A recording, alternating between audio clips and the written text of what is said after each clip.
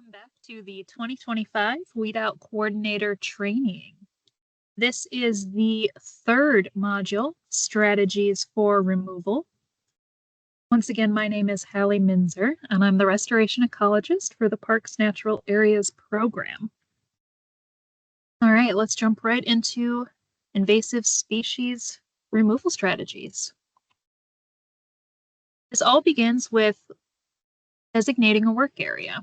So as Weed Out Coordinator for your park, for your friends group, you'll want to conduct a site visit with Natural Areas staff, and that's going to be me. So I will work with you to decide which area is going to be the best for your particular park, for the habitat type, for the species that are present, for what is realistic, for the amount of volunteers you plan on getting. We'll go over all of those details. It's important to understand that the designated work areas are going to need to be maintained for a minimum of 3 years, if not more. Invasive species control, sadly, isn't a one and done type of activity. As soon as it begins, it really needs to be maintained for a number of years. Otherwise, the invasive species will just come back and sometimes worse than before, unfortunately. So this is going to be crucial to be aware of and just really know your limits. What's going to work for you, for your friends group, for your sites, all of that, what can be maintained for a number of years. It's real easy. I do it myself, where you get so enthusiastic right at the get-go, and then all of a sudden you realize you bit off more than you can chew, and this can quickly lead to overextension. So we'll talk about what's realistic. It's always easier to ramp up efforts if they start small than it is to really maintain something that just gets quickly to be too much and things get out of control. So this kind of gives you an idea of some of the thought processes behind where I would be asking you and your friends group to work. So this map shows Grant Park, right? And it's got 3 different kind of priority zones here. Purple are going to be these more degraded areas where there's a higher percentage of invasive species. There's going to be fewer high quality natives in those areas. So these are going to be sites where you really want volunteers. If you have a lot of volunteers one day, you might have them work in the purple areas because they can get a lot done with a lot of those invasive species. But you also want to steer them away from the higher quality areas, probably because you don't want them doing damage with all of that foot traffic.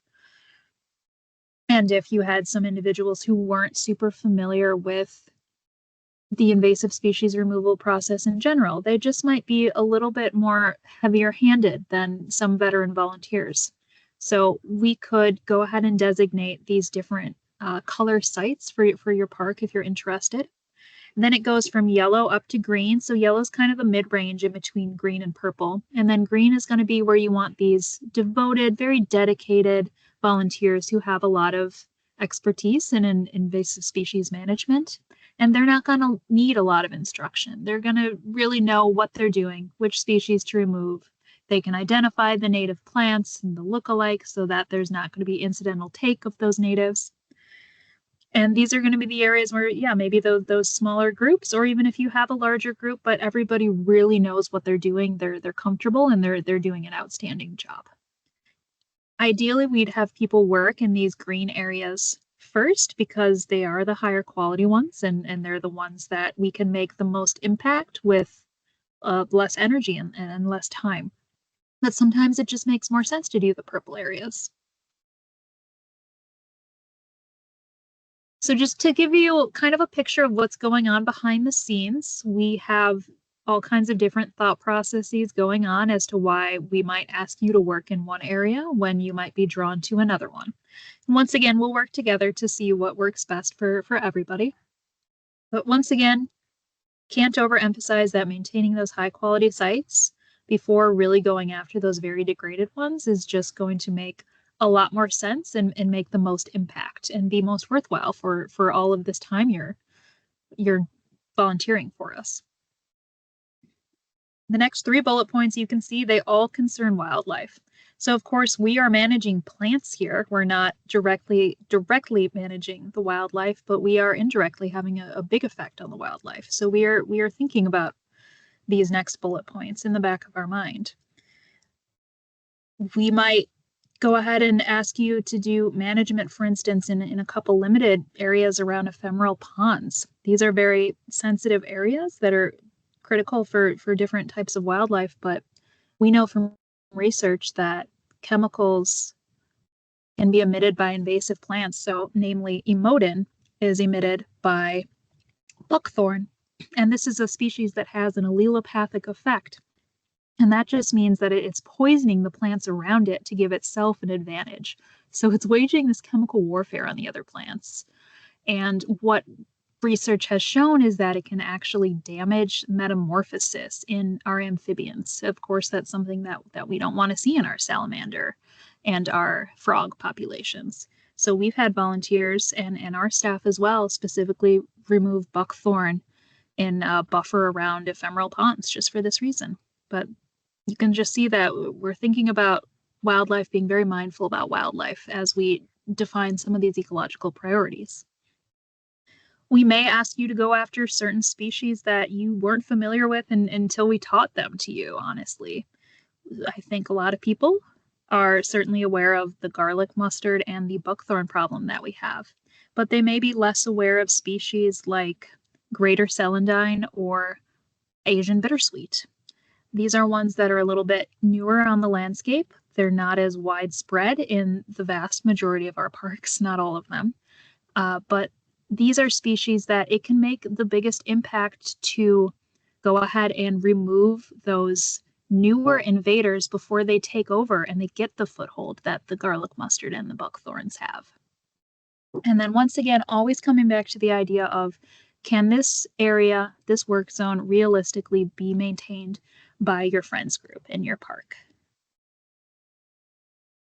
So timing and methods, this is very important that we are choosing the right type of management during the right type of year to be effective. I have these weed out training sessions in spring and fall for a reason. There's certain activities for removing invasive species that's just going to make sense in spring, and other ones that are just going to make sense in fall. There are also some work days that happen in summer. We can advertise these separately, but those might be species such as burdock. So they could be spring species, but oftentimes spring just kind of bleeds into summer. So that might be the burdock or the thistle or teasel, those sorts of species. But we kind of lump the spring and the summer species together. So spring, we focus on the herbaceous species. So these are the ones that are not woody species. We'll come to those. That's going to be garlic mustard and Dame's rockets. Those are the 2 main ones. And then fall, we focus on the woody invasive plants because that's the appropriate time to do the cut stump treatment there. And that's going to be in fall because that's ineffective in spring. Here is a map that's used by, or a timeline that's used by a fair amount of organizations, definitely not put together by me, but a really great summary of this is the time of year you should be doing this type of activity with this species. And you can see if you look at an individual species, how you manage it is going to change depending on the time of year, or management suggestions will be just absent during a certain time of year because that's a bad time to go about controlling it. So here are our spring species. We're going to focus the most on the first 2 because these are the main ones, garlic mustard and Dame's rocket, that we see most of our friends groups removing. We'll also touch on teasel, burdock, and Canada thistle a little bit. So we have seen multiple friends groups manage those as well in certain situations. All right, so garlic mustard and Dame's rocket. This is when they are in their basal rosette stage, so they can be a little bit harder to identify. When these plants are at this life stage, removal can be pretty convenient as long as you can identify them, right? Because you can pull them out of the ground. This is pretty simple, your standard gardening work, right? Where you want to go ahead and grab the plant as close to the base of the soil as possible, and you just want to pull it out, making sure that you get all the root system.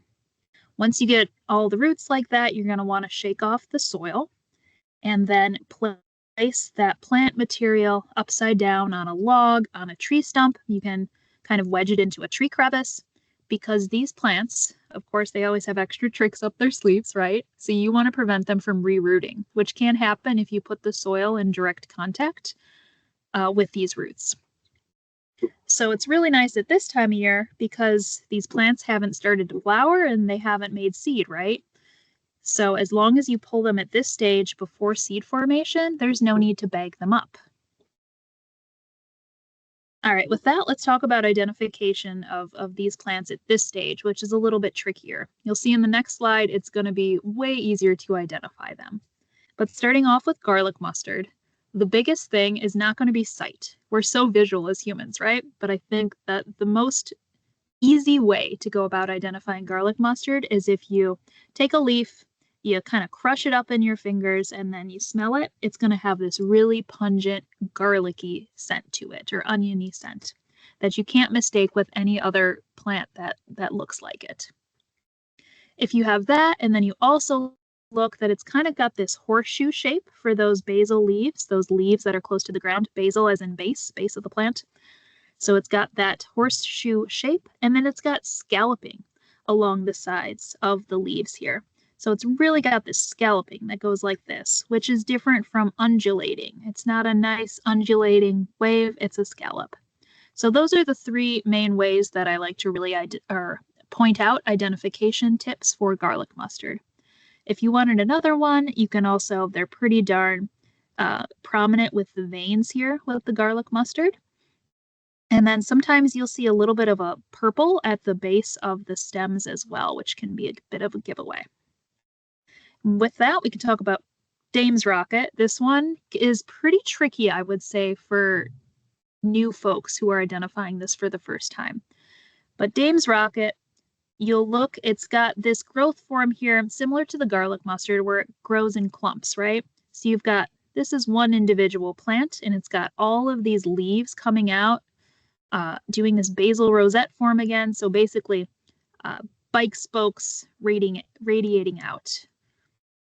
And so you look at that, and the whole idea behind this physiologically is these plants are trying to absorb as much sunlight as possible. So with all of these leaves spreading out and this plant growing low to the ground at this stage in its life, it's trying to harness as much sunlight as possible to complete its life cycle eventually. But looking at the Dame's Rocket, it's kind of nondescript at first, but if you get in real close to the leaves, you're going to see these teeny little teeth on the edges of the leaves there. So it's not going to be perfectly smooth on the edge, but you're going to have these fine teeth. This plant is also going to be relatively fuzzy or hairy. It's not going to be as fuzzy as lamb's quarters, maybe if you have that in your garden, but it's still going to have these hairs on it that can help distinguish it. And oftentimes it's going to have this purpley base color at the roots. You can kind of see on the edges of some of the leaves, it kind of has this purpley red color, but oftentimes the roots are kind of this color.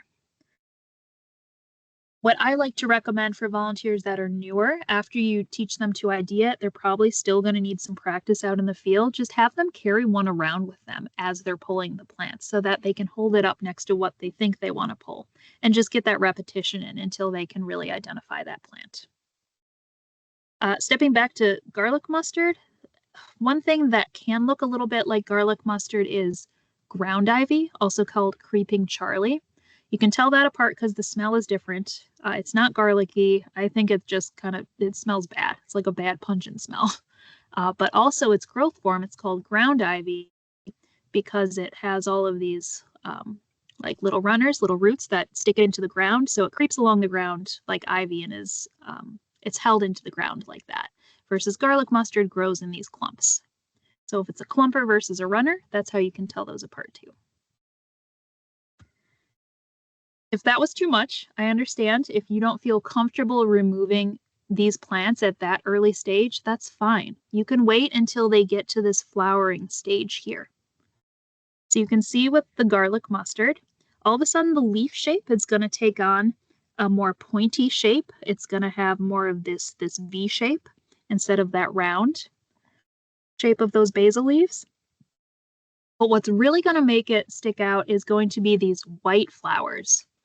When it's blooming in May, maybe June for some of that, when you're looking at the woodland floor where this grows, this likes to grow woodland edges, you are going to see those white flowers from a mile away.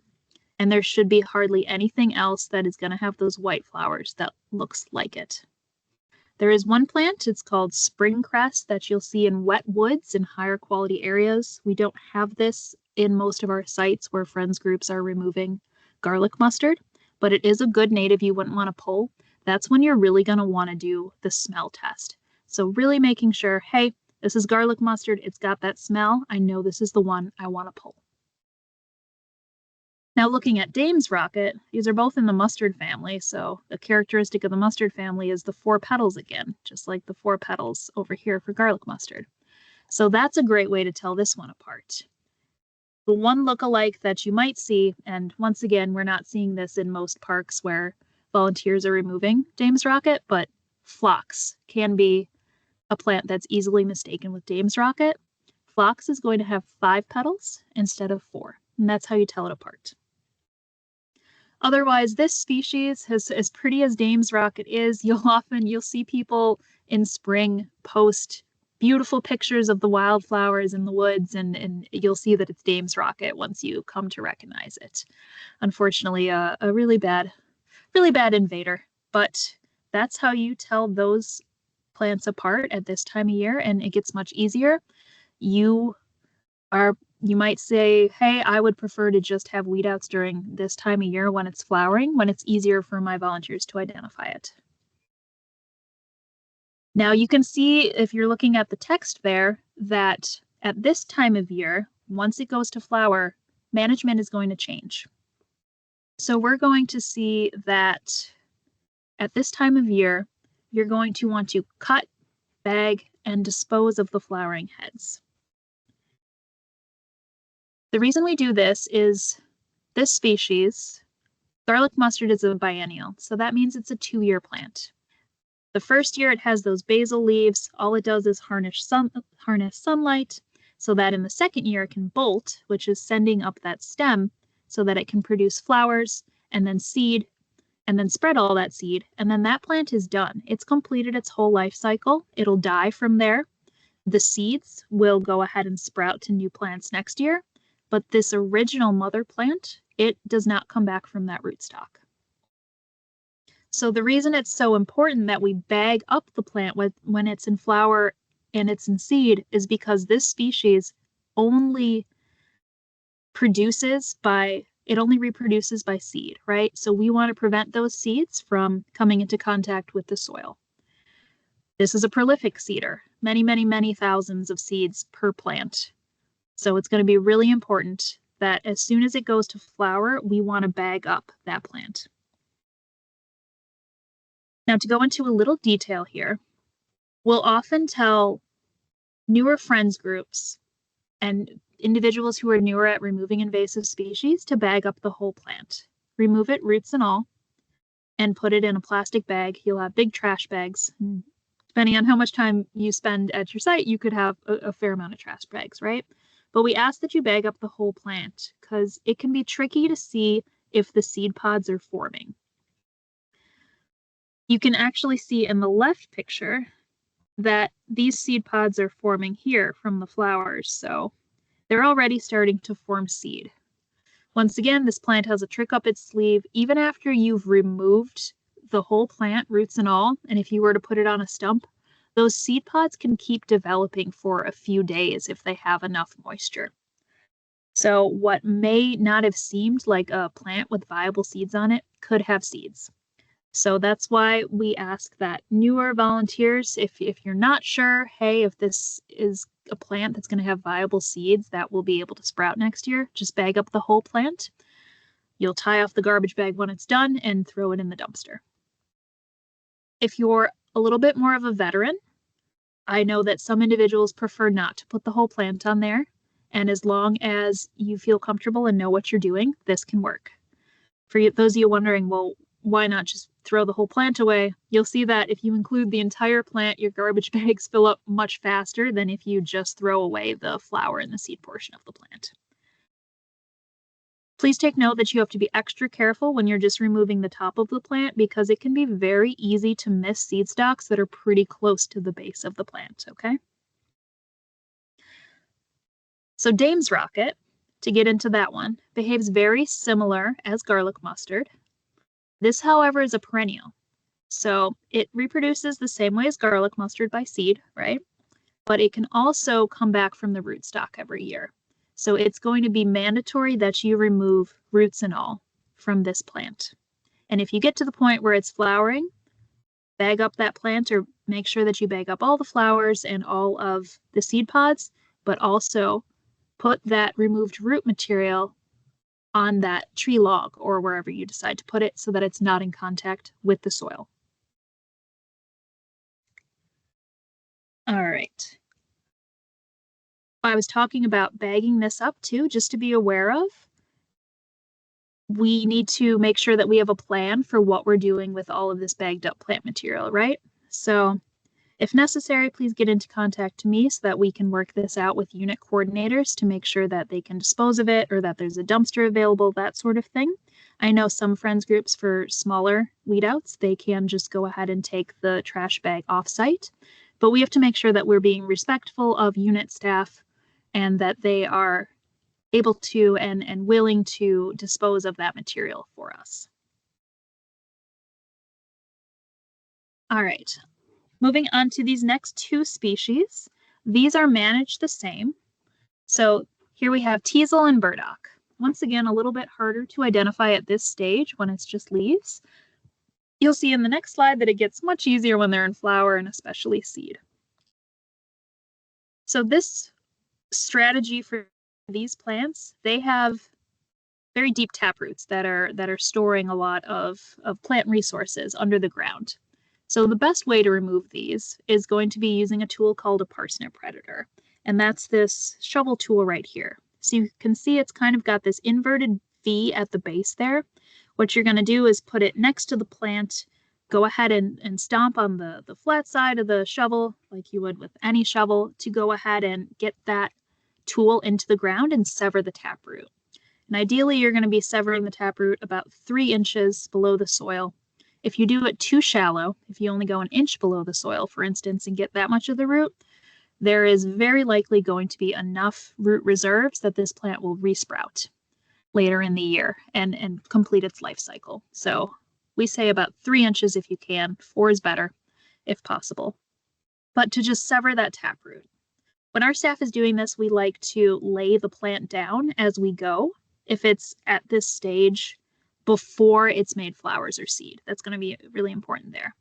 So we like to lay them down because sometimes you'll see that it looks like you chopped all the way through that taproot, but maybe it's still holding on by a little bit. So laying it down makes it clear, hey, I've removed this plant stalk and the root from the ground.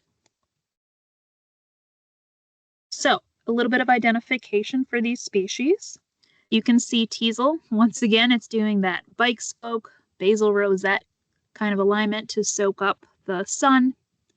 I know that it says monocarpic perennial. You can ignore that. It basically functions as a biennial, like burdock, like garlic mustard. So these 2-year plants that are spreading just by seed. So in order to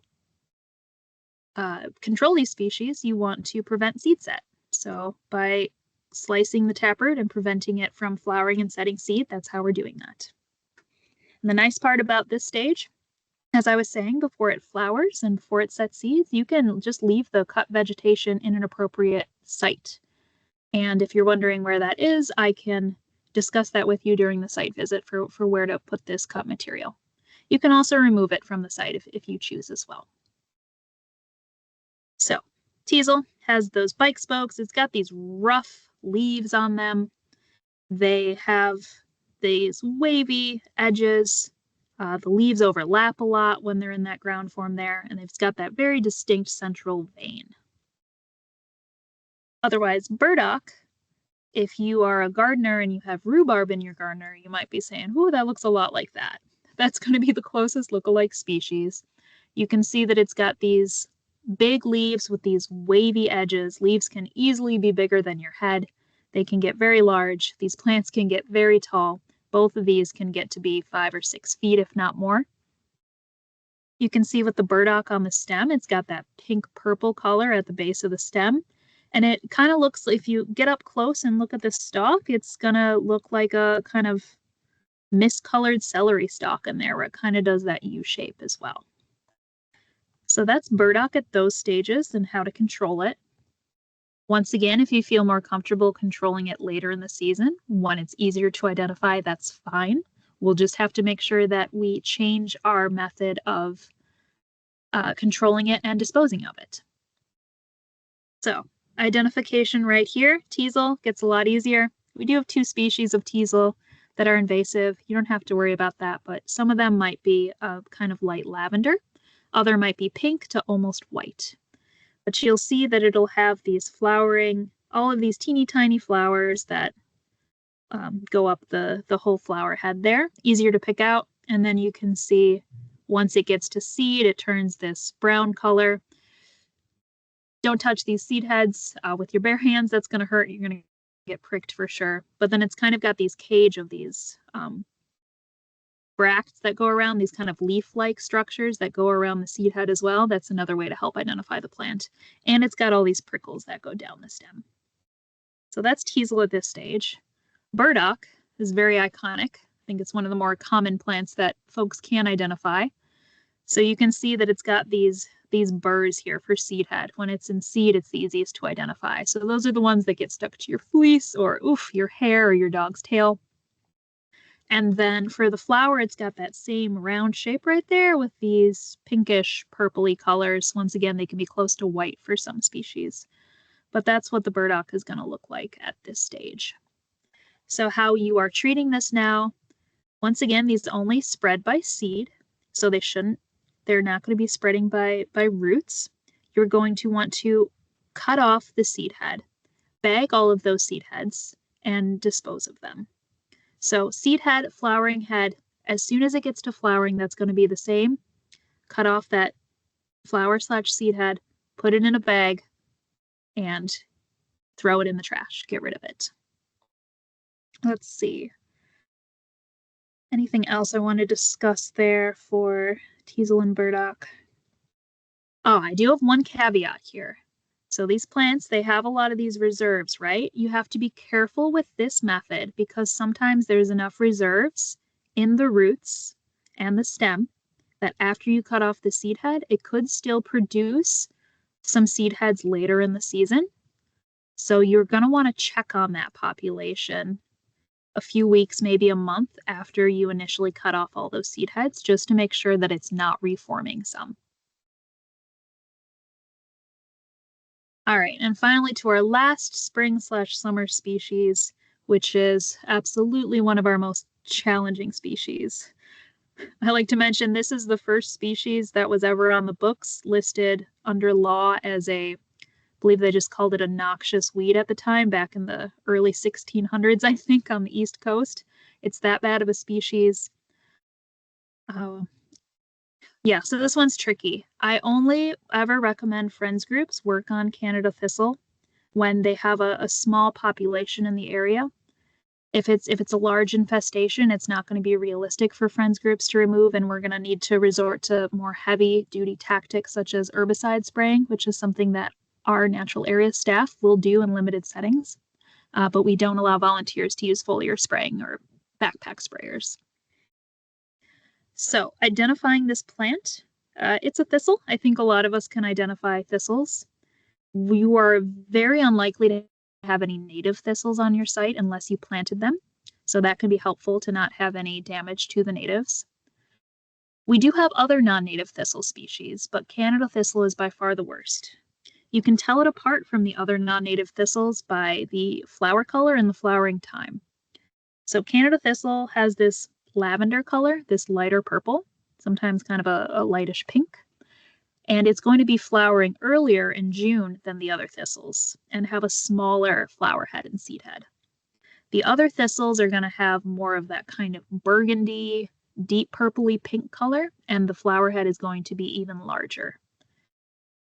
So that's how you tell those apart. And you can go ahead and hand pull this species if it is just a small population in your work area, but you are going to have to be pulling it multiple times a year. It's going to be very helpful if you're hand pulling this after a rain when the soils are a little bit more wet. If you're doing this during a drought in midsummer, for instance, this is probably going to be not very effective at all because you're going to miss most of the roots. The problem with Canada thistle too is it spreads very well, not just by seed, but by rhizomes. So these underground roots and these rhizomes are connecting the different plants to one another. So even if you're getting a good chunk of the root, you're still going to be missing a fair amount of that rhizome root underground. So this is why you have to keep pulling it multiple times per year, is because it'll keep coming back from those roots. And ideally, the idea behind this is to eventually exhaust the root reserves by continual hand pulling multiple times within the same year. If you just want to prevent the spread of the thistle and you're not trying to completely eradicate it, but just prevent the spread, then you can go ahead and use the method of bagging up the flower heads and the seed pods, or the seed heads. So cutting them off, bagging them, tying that bag, and then throwing that in the trash. And then finally, just so that everybody is aware, spring and early summer, this is never the time to be using cut stump treatments with herbicide on woody invasive species. It is ineffective during this time. And the reason for that is from April through June, roughly, these plants are going to be sending up all of their reserves that have been stored in the roots over winter, so sending all the sap up to their stems. And you think about that, it's forcing all of this stuff to go upward when you want the herbicide to go downward. So we see that herbicide treatment is far less effective for that reason. What you can do for spring and early summer, though, that doesn't mean that you have to stop woody invasive treatment entirely. What you can do is you can work on the smaller individuals, which you can hand pull or use a weed wrench or a polar bear to get out of. So you can't do this for the huge ones that are maybe 2 inches or larger in diameter, but you can for the smaller ones. Especially when the soil is moist in spring, it can lend itself really well to hand pulling of these woody species to get all of the roots out. These next two ones, they're blurry. I don't expect you to read the text, but I figured I would just add this kind of fundamental invasive species thought process for controlling them, because I haven't included those in my slides before, but you can see, picture this invasive species here. You can see that it's really, really thick within this yellow circle, and it gets more sparse the further out you go. And ideally, the thought process behind how you should control a population with this is always target the outliers first. This is going to be easier for you to maintain because there's fewer invasive species to remove, right? And also there's a higher probability that good native species are persisting here. Once you get to this little bit of a nightmare in here, it's going to be far more effort to remove all of those invasive species. It's likely a more degraded area, and maybe some of those natives have no longer been able to persist because they've been outcompeted by these invasives for so long. So just kind of a visual aid to show you that oftentimes it's best to start with the outliers and then work your way to the main infestation. Same thing with this curve. It just shows you, this is, we kind of show you this curve here is for these rapid response invasives that we talk about, these newer emerging ones that aren't very widespread in our park system yet. And within certain parks, that's why we ask that you remove those first, because it's going to take less effort to remove these ones that are more sparse than it is to control, the buckthorn and the garlic mustard in our sites. So you can see a lot less effort is going to be able to go into removing invasive species, and it's going to be feasible, right? For some of our populations of buckthorn and garlic mustard, we're never going to be able to get rid of them completely, right? Not with the resources that we have available, unfortunately. So for us, that means having local control and being very strategic about how we manage them on site. And then finally, this is a summary for the steps for weed outs for new friends groups, but then it can also be helpful for returners as well. So attending this training, you're all watching these series of videos. Thank you for doing that. That's the first step. Then conducting a site visit with me before the work gets started with enough advance notice so that we can go ahead and plan this out together and make sure it'll be successful for you. Then reaching out to the park people for those supplies, for whatever supplies you might need. For spring, it could just be those gloves and maybe some eyeglasses and that sort of thing. For those fall weed outs, if you're doing the woody invasive species removal with cut stump, that's cutting the stem close to the ground and then painting the stump with herbicide, you might want to start thinking about that this time of year to get that certification, because as I said earlier, it's going to be necessary that at least one member of your friends group has that certification if you plan to treat invasives this way. And then finally, doing your best to report the event numbers promptly in that form or sending that information over to me so that we can keep track of all of that. That is the end of this third module. Thank you for tuning in, and please join me for the next one in the following video.